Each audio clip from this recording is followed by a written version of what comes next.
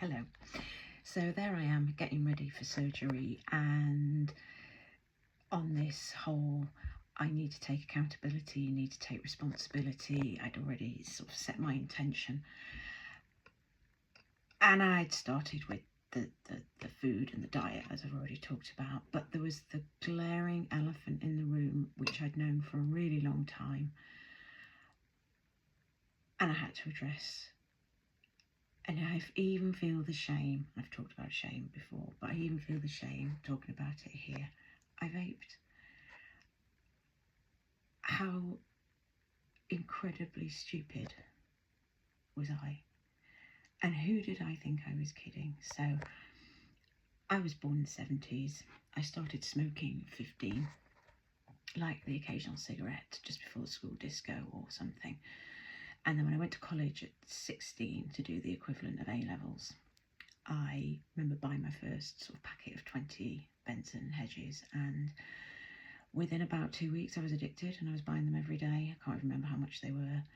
And I smoked between 10 and 20 cigarettes every day until my 40s, when and don't get me wrong, I hated it. I knew it was wrong, but I just kept telling myself I couldn't do it. I tried to stop many times, and I would cave after. Sometimes it'd go a day or hours.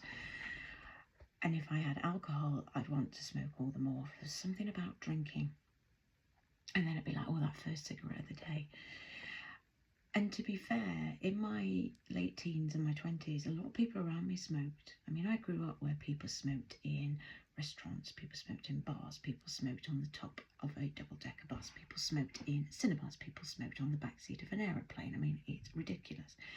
And when I got my first job, like proper career job, in 1990, they had just banned smoking in the office. I mean, that's ridiculous. And I had a temporary job before that where people smoked in the office. So, I mean, my dad had smoked, he'd stopped, my nan had smoked. So it was everywhere. And I started because I wanted to fit in. But anyway, slight digression. Is that a word, digression? Slightly, I'm digressing anyway. But to give up, I tried hypnotherapy, and I ended up vaping. And it's a vile, disgusting, horrible. It's like sucking on a dummy. It's vile. And when I think about it, I shudder. When I think about what I've done to myself and how much that contributed to cancer growing, I don't know, but it definitely did. And I asked the hospital, I said, is this because I used to smoke? Is it because I vape? And they were like, no link. It depletes oxygen. Maybe I have to do an episode on all the things that vaping and cigarettes do, but you've only got to watch the documentary that Roman Kemp did about vaping. Really good documentary, especially if you're young and you're vaping, and how they're marketing to kids, for God's sake, the lovely flavours and the colours. I mean, and vape shops, right? There's another one that's opened opposite my gym, another vape shop.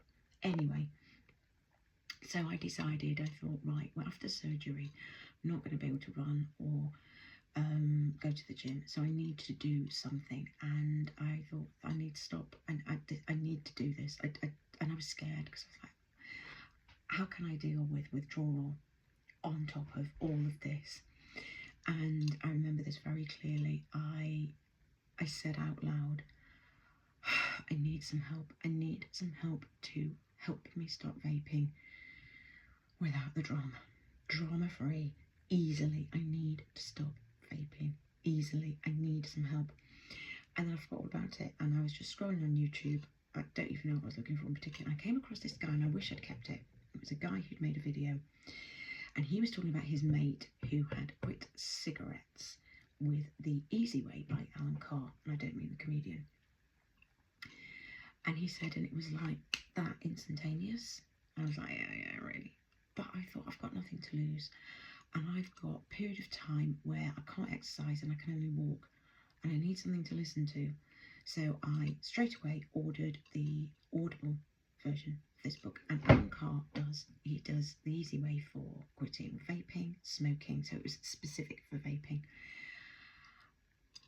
And I did it after my surgery. I started immediately after surgery, and I followed everything that the book said, and I had my ceremonial last vape. And do you know, I didn't suffer any withdrawal. I didn't crave. I had no cravings. I think I felt a bit weird for about a day, because it's like, oh, I'm not doing something I would normally be doing, but it wasn't uncomfortable, and I wasn't climbing the walls or craving or biting my nails. I didn't gain any weight. I didn't pick up any other habits. I didn't pick up any other addictions, and I stopped. And it was that easy. Now, some people have said, oh, it's because you had the cancer that you were dealing with, and that was it. No, it really wasn't, because I'd have given up before that, because I knew how awful what I was doing was for me. But every time I tried, I couldn't. I'm telling you, if you vape or you smoke and you want to stop, do try it. I've told so many people, and they're like, yeah, really, really? Yes, really. It worked, and I stopped, and I've never looked back. And I look now at people smoking cigarettes, I look at people vaping, and it's alien to me. But unfortunately, I now carry, and I'm dealing with it, so much shame that I did it for so long and the damage it did to me. And people say things like, your lungs will never fully recover. Now, I choose to disagree. I choose to think that my cells are regenerating all of the time. And I love my body now. I treat it with so much respect. So I choose to believe that my tissues, my cells, my body is recovering and healing all the time, like it did when I stopped drinking alcohol, which is something else that came later. But in preparation, so one of the things I did in preparation for getting ready for surgery was I addressed my biggest problem, my biggest elephant in the room, my biggest destructive behaviour. I addressed it. I lined up tools and techniques, and I executed them. And that was a major part of my transformation journey, of that I will not be put in a box of giving up something has to be hard, has to be difficult. I don't believe that anymore, because it wasn't. It was a piece of cake. It really was that easy, and other people will tell you the same. So that's all for today.